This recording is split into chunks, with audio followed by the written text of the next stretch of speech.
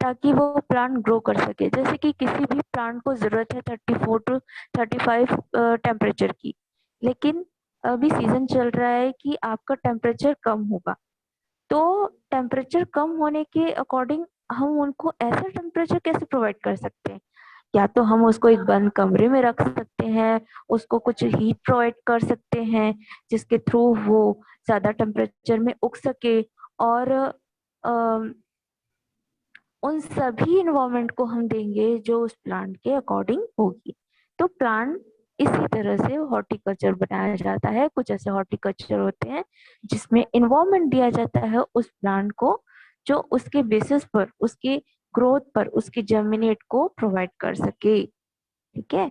Bye cloning desired character can be multiplied almost identified by vegetable means the without the risk of hereditary variation.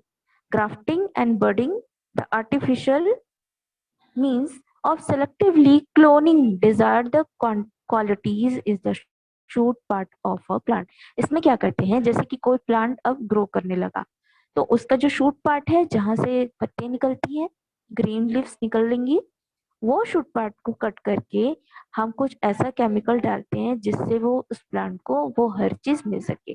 Culture that means हमको natural तरीके से नहीं करना है। मतलब जैसे नेचर में क्या होगा, आपने क्या किया, चना लिया और उस चने को आपने सॉइल में डाल दिया, पानी डाला, हाँ, और सोचा कि चलो अब 10-15 दिन बाद देखती हूँ कि सॉइल में वो ग्रो कैसे करता है। नहीं, इसमें क्या करते हैं हम, जैसे कि मान लो एग्जाम्पल के तौर पर हमने चने लिए, ठीक है, हमने उस चने को क्या किया, थोड़ा सा भिगाया और वो फूल गया।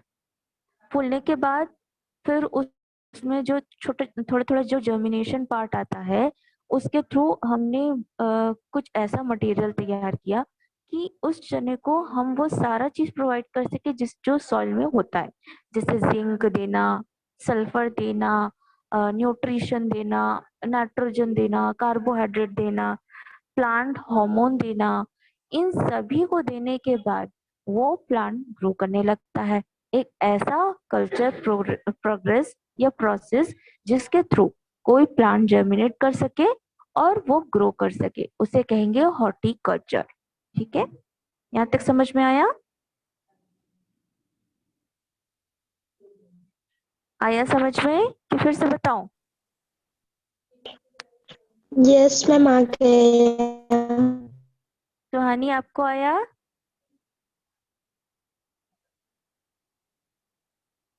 यस और नो? सुहानी नहीं है। हम्म।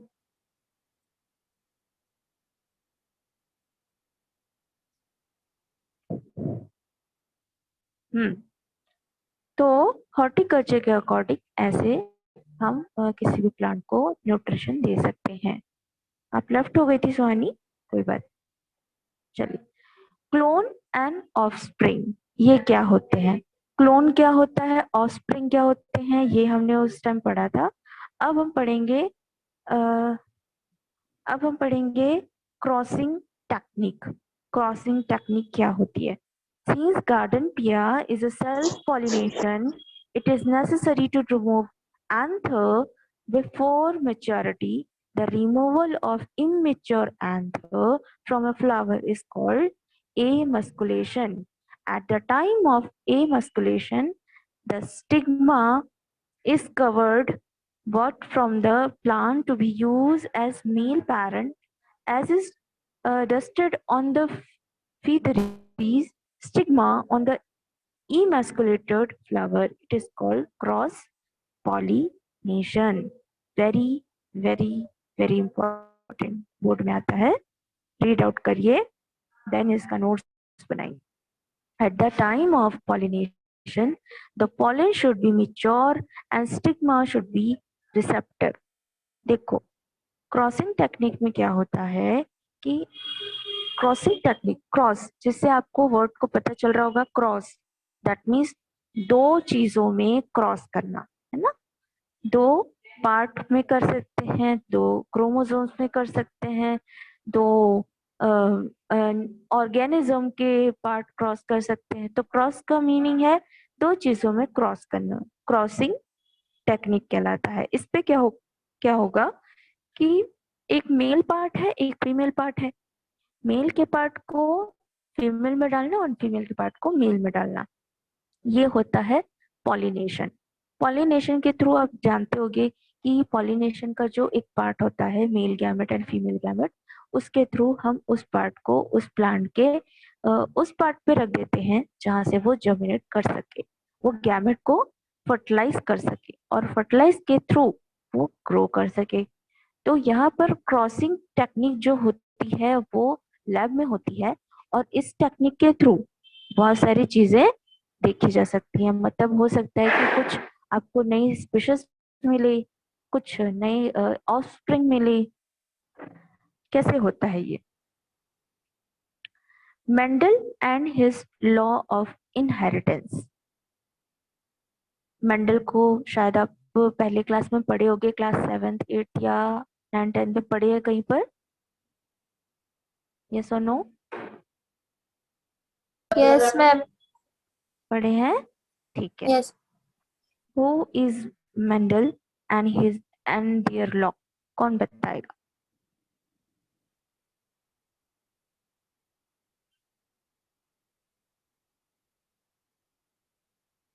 जल्दी बताओ, टाइम नहीं।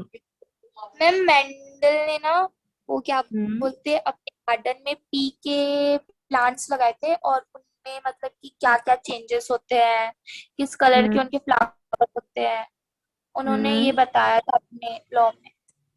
लॉ में बताया था। चलिए। हाँ, सेटिस्फैक्शन किसी भी आंसर के लिए जरूरी नहीं है, आपको पूरा एक्सप्लेन करना पड़ेगा, है ना? आप 12th में हो, आपको पूरा का पूरा एक्सप्लेन करना पड़ेगा। एक एक लाइन या दो लाइन पे आपको सिर्फ बेसिक नहीं बताना है, आपको पूरा एक्सप्लेन करना है। ठीक है? आगे से आप सब लोग को मैं कह रही हूँ, मैं रोज क्वेश्चन करूंगी, आपको रोज आंसर बताना है। चलिए, life history of Gregor John Mendel. Gregor John Mendel कौन थे? was born on 22 July of, मतलब उनका अभी बर्थ एनिवर्सरी था, 22 July of 1822 in Austria. His father was gardener. उनके फादर क्या थे? गार्डनर थे। At the age of 20, Mendel graduated in a philosophy and was appointed as a priest of Augustinian monastery at Brunn in Austria. Now, Brunner is Quetzalcoatl. In 1843, in 1851, he was sent to study natural science at the University of Vienna. Unfortunately, he could not complete his studies at the university and was returned to Brunn as substitute teacher of science in 1854. It was during their tenure that Mendel conducted the research over a period of 8 years on the common garden pear plant, Piscium sativum, in the monastery garden. His findings and conclusions of the experiment was published in a local but relatively unfamiliar journal.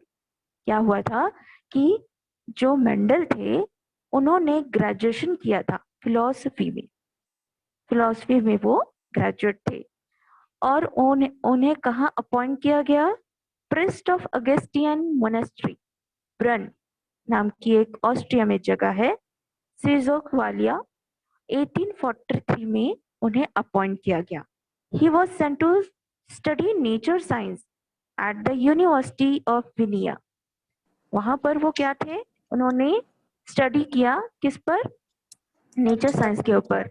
हाँ, और then unfortunately he could not complete, वहां पर उन्होंने वो study complete नहीं कर पाए। Then क्या हुआ? फिर वो रिटर्न आए ब्रन, और फिर वो वहां पर बने सब्स्टिट्यूट टीचर। देन साइंस के 1854 में, during the tenor that Mendel conducted these research over a period of 8 years of common garden पिया प्लांट. इसके थ्रू उन्होंने 8 years क्या किया, पिया प्लांट जो होता है, हमारे मटर का प्लांट जो होता है, उसके ऊपर रिसर्च किया. ठीक है.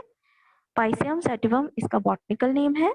Monastery Garden, his finding and a conclusion. This experiment was published in a local but relatively unfamiliar journal.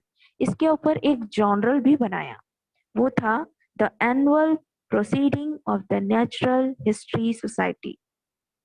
ये काम उन्होंने ब्रुन में ही किया 1865 में. Mendel was elected as head ministry and died in 1884.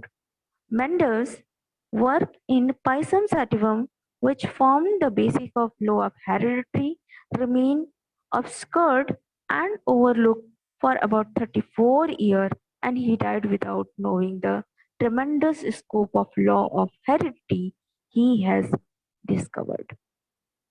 समझ में आया? उन्होंने एक ऐसा रिसर्च किया और उसका जर्नल बनाया जिसपे पाइसमम साइटिवम, जो मेंडल के लॉ के थ्रू था. मेंडल का लॉ था हेरिडिटरी एंड हिज डिस्कवर्ड. ये डिस्कवर्ड लॉ ऑफ हेरिडिटरी पर था, मतलब पिया की हेरिडिटरी पर, उसके जनरेशन पर, उसके ऑफस्प्रिंग पर था.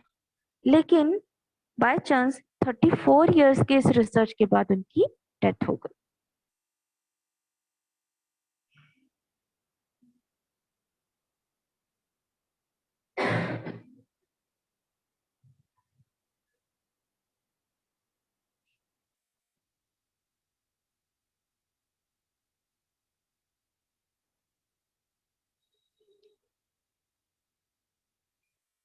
देन क्या हुआ, रीडिस्कवर ऑफ मेंडलिज्म.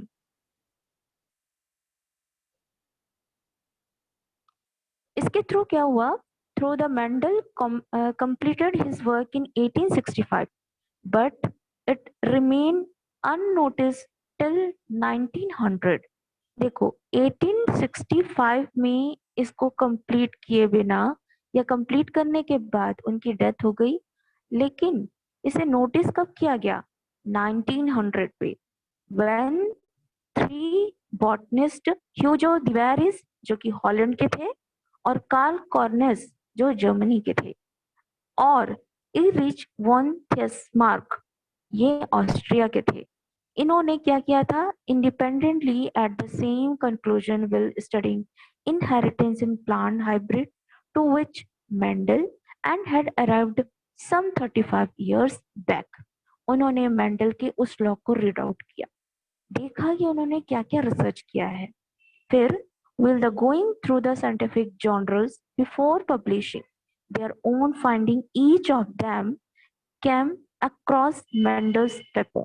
फिर उन्होंने क्या किया, उनके रिसर्च पेपर, उनके जर्नल को रीड आउट किया और देखा, फिर पब्लिश किया, उनको पब्लिश भी किया कि मेंडल ने इस लॉ को बताया है. देन क्या हुआ कि since the work done by the them had been already done by Mendel, these 3 biologists collectively agreed for naming the law of heredity after Mendel, and also brought with their law to the notice the scientific world.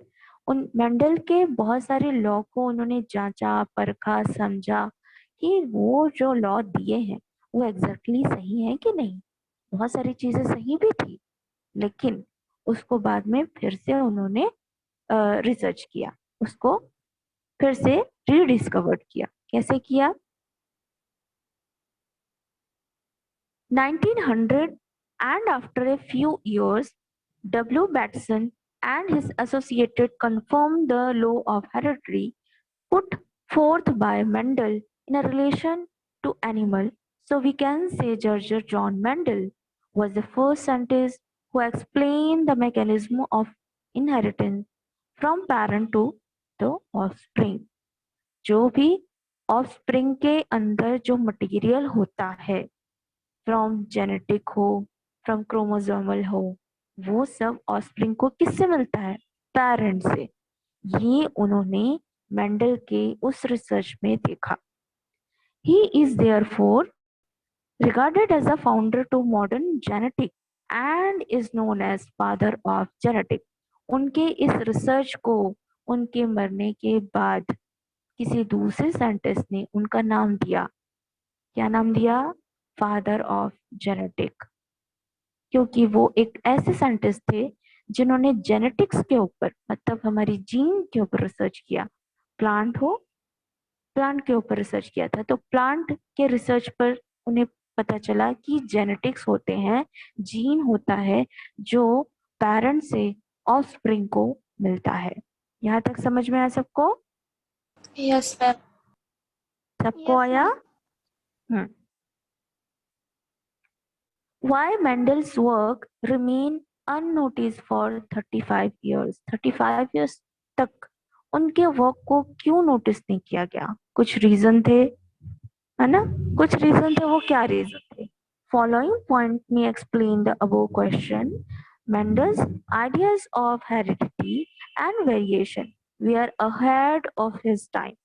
Mendel के जो ideas थे, उनकी heredity और variation को बिल्कुल उस time पर देखा ही नहीं गया, समझा ही नहीं गया।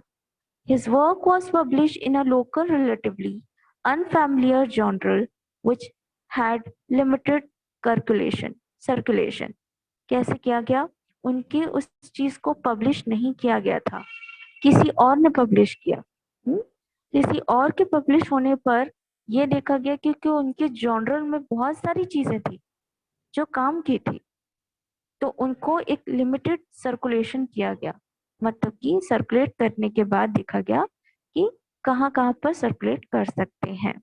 Calculation done by Mendel were very complicated. If some happened to read the work of Mendel, he failed to make out its significance. He was neither a scientist nor a member of any great university. His position as a priest and teacher in a small school went again his favor। जहाँ पर वो पढ़ाते थे वहां पर भी उनको favour नहीं मिला। तो ये एक चीज थी, ये एक नेगेटिव पॉइंट है कि इतने बड़े साइंटिस्ट होकर जिन्होंने जेनेटिक्स बनाया, जिन्होंने जीन देखा, उनके किसी भी वर्क को नोटिस नहीं किया गया। Darwin published his book Origin of Species in 1859, which arose across a lot of discussion and controversy। and बेटा आप एक बार ज्वाइन होइए फिर से लेफ्ट होके। अभी आई मेरी वॉइस? मेरी वॉइस क्लियर आ रही है सबको? Yes ma'am.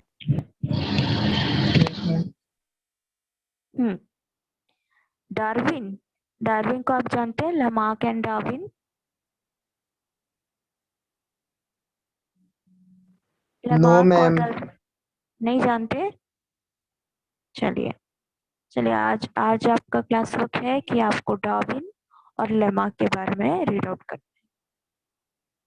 डार्विन ने जब पब्लिश किया था origin of species in 1859, which across a lot of discussion and controversy, and most of the scientists all over the world were were attracted by origin of species।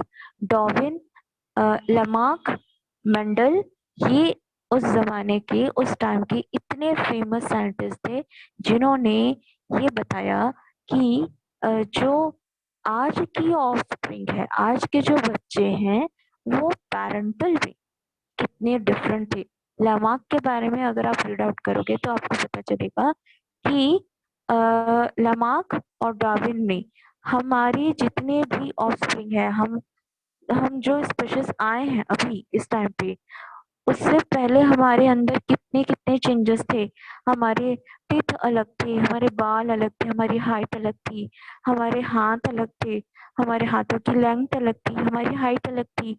Even हमारे जो रीढ़ की हड्डी होती है, जो हमारे नर्वस सिस्टम होते हैं, जो हमारे बोन मैरोज होते हैं, वो सब अलग थे। तो लमार्क ने इस चीज को रिसर्च किया और फिर इस चीज को पब्लिश किया था। तो जब ये चीज चल रही थी 1859 में, तब स्पीशीज को, ओरिजिन ऑफ स्पीशीज को देखा तक नहीं गया, मेंडल के लॉ को देखा ही नहीं गया, इनहेरिटेंस को देखा ही नहीं गया, वेरिएशन को देखा ही नहीं गया, क्योंकि वो सब क्या सोचते थे कि हम पहले तो स्पीशीज को देखेंगे, हम पहले जो चेंजेस आया उसको देखेंगे, हाइट में कैसे चेंजेस आया, बोन मैरो में कैसे चेंजेस आ सकता है, वो बोन्स में कैसे चेंजेस आ सकता है, हाइट में कैसे चेंजेस आ सकता है, मतलब बहुत सारे प्रॉब्लम्स हुए, बहुत सारी डिफिकल्टीज हुई। देन जाकर उनके लॉ को फिर एक चीज मिली कि वो चीज उनको फायदा पहुंचा सके, लोगों को नॉलेज दे सके कि हाँ हेरिडिटरी भी है, वेरिएशंस भी है, और सारी वो बातें जो लैमार्क और डार्विन ने बताया था। Causes of Mendel success, Mendel के सक्सेस का कॉज क्या हुआ? Lot of work on a pea plant was done before Mendel, but all the procedures, all the predecessor of the Mendel had failed. Okay, Mendel, predecessors of Mendel had failed, whereas the succeed because of the following reason. Mendel was wise enough to consider inheritance of none of one character at a time. His method of study different from his predecessors was had considered several characters at a time. क्या हुआ? Mendel ने जो inheritance का law दिया या बताया, वो सिर्फ एक कैरेक्टर के एक टाइम पीरियड पर चला। मेंडल ने सिर्फ पिया प्लांट का किया, बाकी चीजों का नहीं कर पाया, लेकिन जो भी उन्होंने मेथड को स्टडी किया वो डिफरेंट था सबसे। ओके बेटा, ठीक है, अब देख लेना। तो क्या किया उन्होंने? Different from the predecessors who had considered several character at a time. उन्होंने जो बताया, जो स्टडी किया, वो डिफरेंट था बाकी चीजों से। मतलब बाकी चीज बता रहे थे कुछ और, लेकिन मेंडल का फोकस कहाँ था? हेरिडिटरी में, वेरिएशन में। तो उनके इस चीज को कंसिडर किया गया। Mendel carried out the experiment of certain character up to